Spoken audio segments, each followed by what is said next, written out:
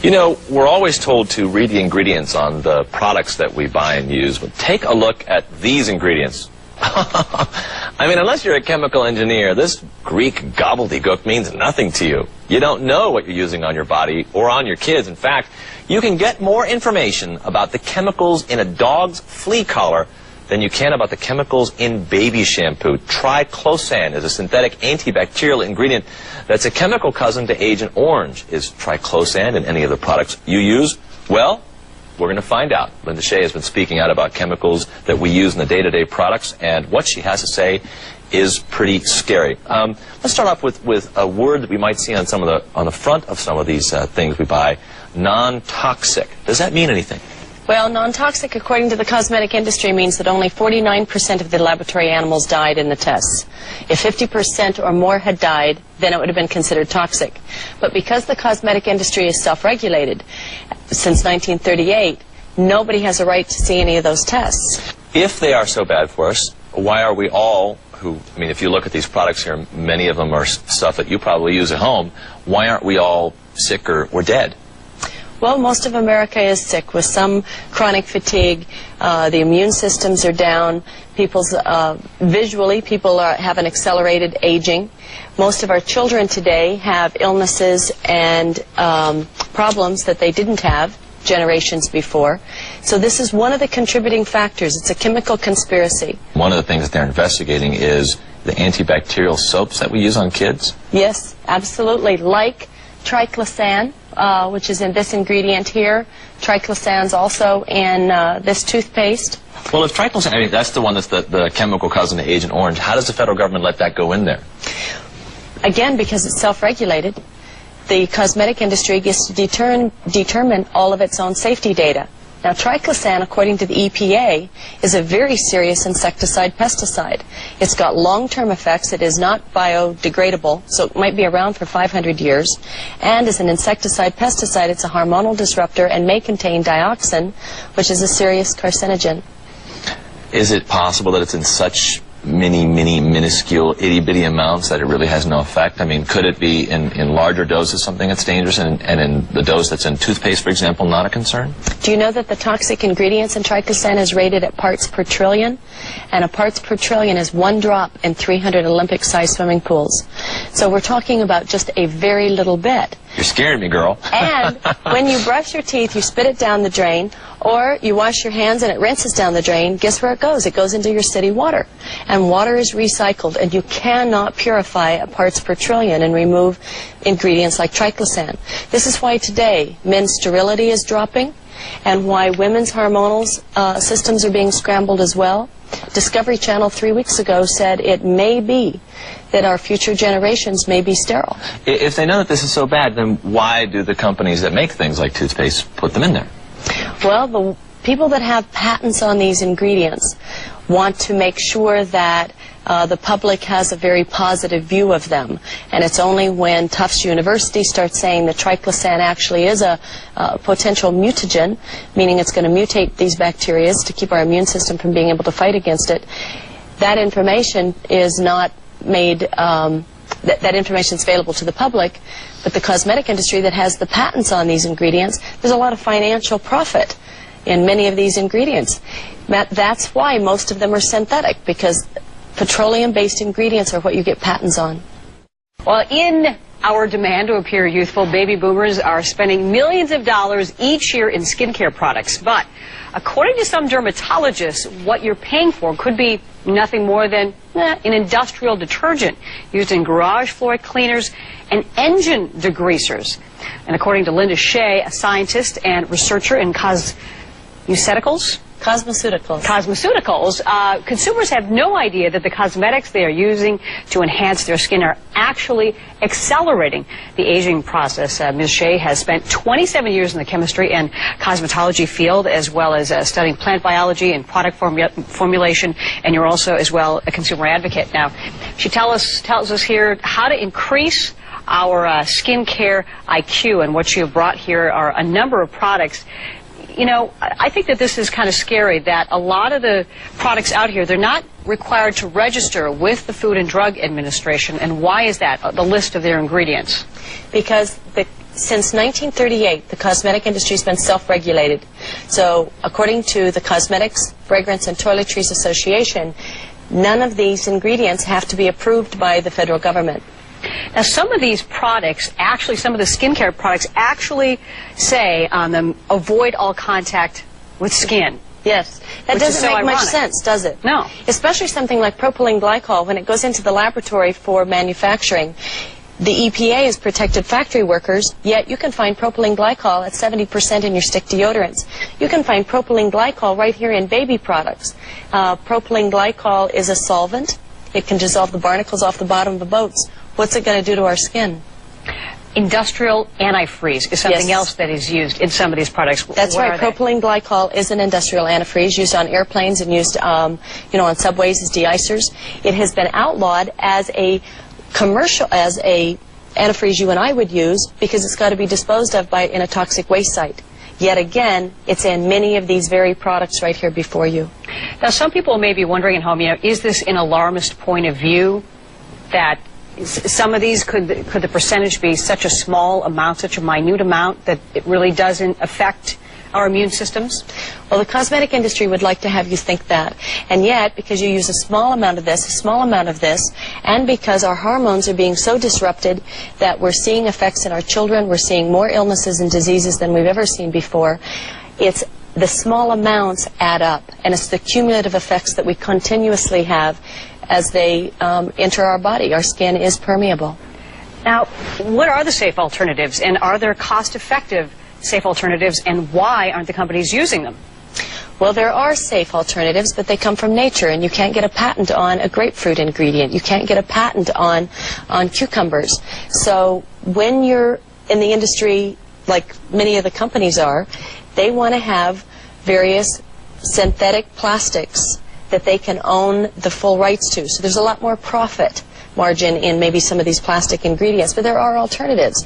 And people can buy books at their local bookstore that will be cosmetic dictionaries. I'd recommend people have 2 or 3, and simply look up and begin to understand a few key ingredients. Matter of fact, they can call our 800 number and I'll give you a list of 10, and these would be especially the top 10 to avoid. But you are a scientist. Yes. And for just the average Joe or Jane out there to understand and comprehend what some of these ingredients are, you really would have to do some serious studying, the amount of time it would take. No, really, you could just go by one of these cosmetic dictionaries, and they would be able to identify to you that DEA is known to be a carcinogen.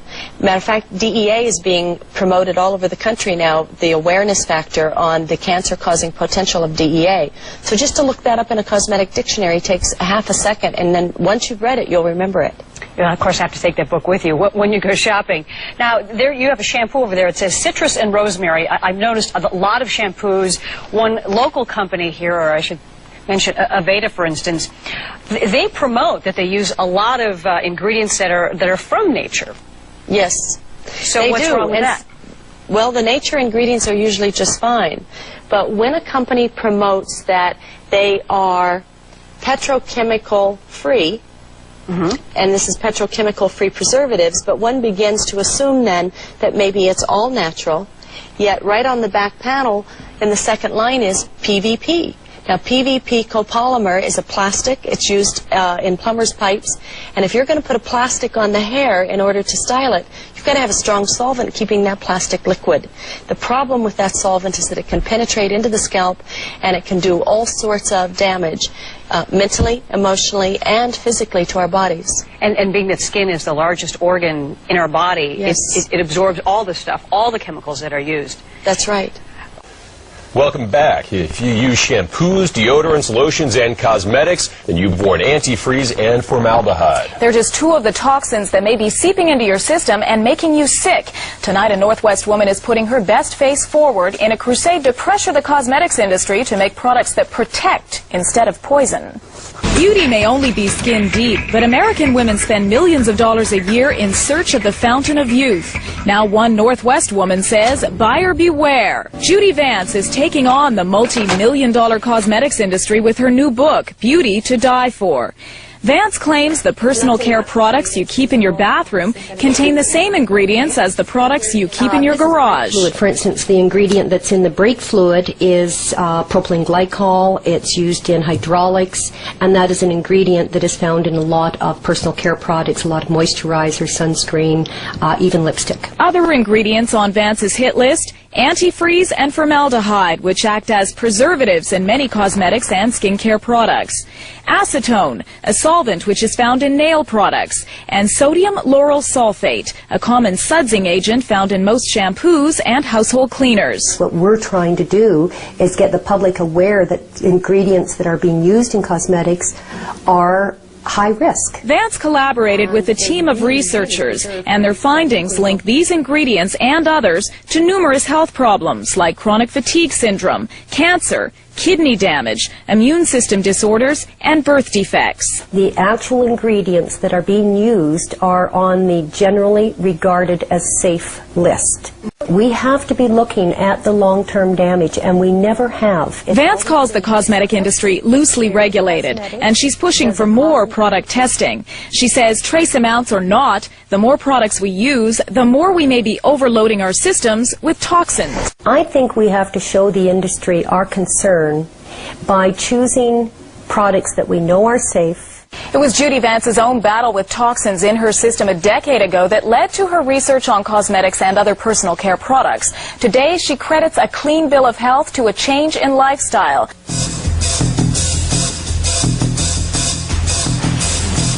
They are everywhere in our daily lives, often where we least expect them.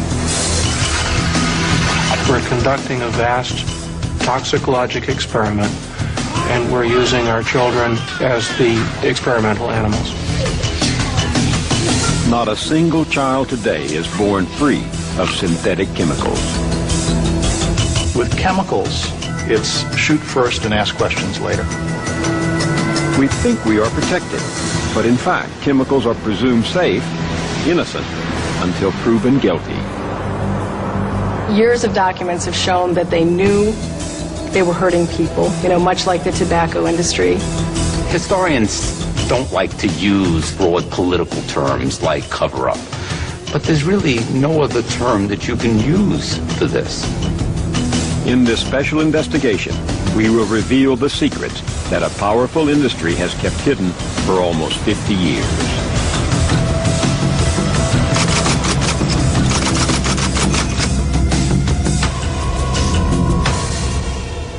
Synthetic chemicals were invented to give manufacturers new materials. Plastic. Like plastic. Other things we use in our everyday life. Better things for better living through chemistry. Pesticides like DDT were advertised as miracle chemicals that would eradicate crop pests and mosquitoes. The industry boomed.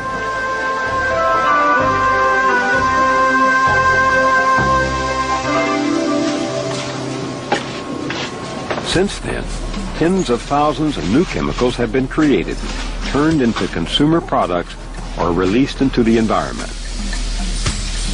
There are 80,000 different man-made chemicals that have been registered with the EPA for possible use in commerce. Of those 80,000, there are about 15,000 that are actually produced each year in major quantities. And of those 15,000, only about 43% have ever been properly tested to see whether or not they can cause injury to humans. These secret documents reveal that the risks were known from the beginning. The chemical industry knew much more about its miracle products than it was telling. The chemical industry has contended that while a few substances pose a real risk to human health when sufficient exposure occurs, the vast majority of chemicals do not pose any substantial threat to health. However, the problem is very little data exists to broadly respond to the public's perception and the charges of our opponents. That is worth repeating. The problem is very little data exists. In other words, the industry itself acknowledged it could not prove the majority of chemicals safe. Well, most of America is sick with some chronic fatigue. The immune systems are down. Visually, people have an accelerated aging. Most of our children today have illnesses and problems that they didn't have generations before. So this is one of the contributing factors. It's a chemical conspiracy. One of the things that they're investigating is the antibacterial. The industry means that only 49% of the laboratory animals died in the tests. If 50% or more had died, then it would have been considered toxic. But because the cosmetic industry is self-regulated since 1938, nobody has a right to see any of those tests. If they are so bad for us, why are we all if you look at these products here, many of them are stuff that you probably use at home. Why aren't we all sick or dead? You know, we're always told to read the ingredients on the products that we buy and use. But take a look at these ingredients. I mean, unless you're a chemical engineer, this Greek gobbledygook means nothing to you. You don't know what you're using on your body or on your kids. In fact, you can get more information about the chemicals in a dog's flea collar than you can about the chemicals in baby shampoo. Triclosan, is this the soaps that we use on kids? Yes, absolutely. Like triclosan, which is in this ingredient here. Triclosan's also in this toothpaste. Well, if triclosan, that's the one that's the chemical cousin to Agent Orange, how does the federal government let that go in there? Again, because it's self-regulated. The cosmetic industry gets to determine all of its own safety data. Now, triclosan, according to the EPA... synthetic antibacterial ingredient that's a chemical cousin to Agent Orange. Is triclosan in any of the products you use? Well, we're going to find out. Linda Shea has been speaking out about chemicals that we use in the day-to-day products, and what she has to say is pretty scary. Let's start off with a word that we might see on the front of some of these things we buy. Non-toxic. Does that mean anything? Well, non-toxic, according to the cosmetic